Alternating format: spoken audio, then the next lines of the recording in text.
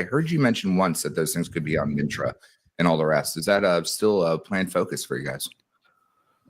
Yes, sure. We have some items are able to kind of have a life outside of the game, and some will never leave the game, right? So, for instance, health, bullets, and mafia token, those will have a liquidity pool outside of the game, which means that in critical times you can decide to overpay on the market and bridge in more bullets than what the actual native protocol inflation is providing within that time zone, because during critical family war times, the protocol have kind of a fixed RNG inflation rate per day of different items, but during active times it cannot follow. So users, to win or whatever they want to do, they have to bring in from outside possibly, and that is where we can see an interesting economic play between what's outside of the game and what is inside of the game.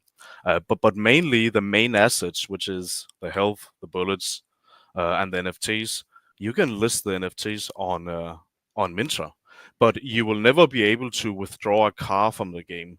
So there is a balance between what we keep in the game and what will be able to go in and out of the game. With that said, you can always liquidate all in-game assets over to a main asset, and then you can exit through that main asset, right? So there's always a route to that end goal if that's what you desire. At the moment in time, it's health, bullets, and keys. So options to move actions. Clearly health for not dying, bullets for dying. And because the economic energy is two different separate liquidity pools and dexes, you have the in-game bullets, then you have the ones that are actually stored somewhere else. Because that was going to be one of my questions, is what happens when a bullet's fired? Does it get depleted from supply? Yes, so basically the protocol's main objective is to make sure that it deflates all of the items. Because what happens is that we are creating a lot of capital opportunity to inflate stuff, but every single activity in the protocol is deflating basically all of the inventory.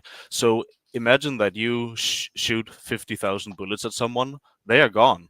And if you successfully kill that person, those bullets are gone as well if they had them in the inventory. So the protocol wins every time activity allows it to remove items, basically, because if we only kept putting in more items, you would only see them go down in value over time. So there is an interesting balance going on. When does the protocol take a fee, in what kind of scenarios, like death, or in case of transferring, or in case of all of the other 50 different opportunities you have of managing different assets, right? So that is a very big focus of ours on how we manage the inflation versus the deflation as well.